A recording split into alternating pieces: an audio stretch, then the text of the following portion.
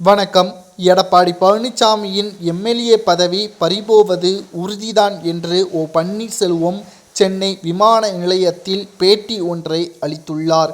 அதாவது, எடப்பாடி பழனிசாமி அவர்கள் அனைத்திந்திய அண்ணா திராவிட முன்னேற்றக் கழகத்தின் பொதுச் செயலாளர் என்று கூறிக்கொண்டு இருந்தாலும் அவரால் ஒரு தேர்தல்களில் கூட வெற்றியடைய முடியவில்லை. மக்களவைத் தேர்தலில் 30% தோல்வியடைந்து அதிமுகவின் தொண்டர்களுக்கு எதிரியாகவே எடப்பாடி மாறிவிட்டார்.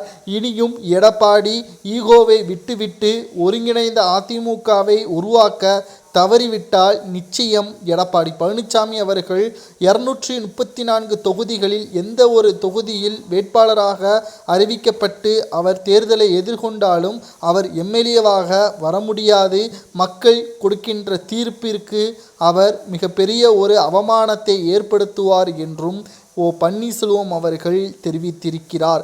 ஏனென்றால் எடப்பாடி பழனிசாமி அவர்கள் கடந்த 10 தேர்தல்களில் மக்களுக்கு விரோதியாக மாறிவிட்டார். சரியான திட்டமிடுதல் இல்லாமல் எம்ஜிஆர் அவர்கள் வகுத்த கொள்கையை மாற்றி தனக்கென ஒரு புதிய கொள்கையை உருவாக்கி எடப்பாடி பழனிசாமி அவர்கள் மிகப்பெரிய ஒரு துரோகத்தை செய்துவிட்டார் என்ற பல்வேறு குற்றச்சாட்டுகளும் எடப்பாடி பழனிசாமியின் மீது முன்வைக்கப்பட்டு வருகிறது.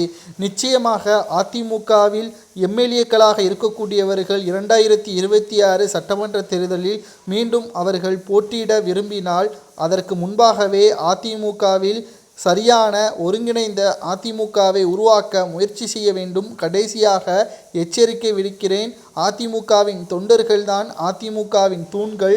அவர்கள் இல்லாமல் அதிமுக ஒரு அடி கூட முன்வைக்க முடியாது, வெற்றியும் கொள்ள முடியாது. பணத்தை கொடுத்து திமுகவை போல் நாம் உருவாக்குனது கிடையாது. மக்கள் நமக்கு எம்ஜிஆர் அவர்களும் ஜெயலலிதா அவர்களும் வழி காட்டிய வழியில்தான் நாம் போக வேண்டும் என்று பன்னீர்செல்வம் அவர்கள் கூறியுள்ளதை பற்றி உங்களது கருத்துக்களையும் காலம் தாமதம் செய்யாமல் அதிமுக ஒருங்கிணைப்பதற்கான வழியை எடப்பாடி செய்ய தவறினால் அதிமுக 2026 சட்டமன்ற தேர்தலில் மிகப்பெரிய ஒரு தோல்வியை தழுவும் என்று பன்னீர்செல்வம் அவர்கள் கடும் எச்சரிக்கையை விடுத்துள்ளதை பற்றி உங்களது கருத்துக்களை மறக்காம கமெண்ட் வாயிலாக கூறுங்கள். அதிமுகவில் நிகழக்கூடிய செய்திகளை தெரிந்து கொள்ள நமது சேனலுக்கு சப்ஸ்கிரைப் பண்ணுங்க.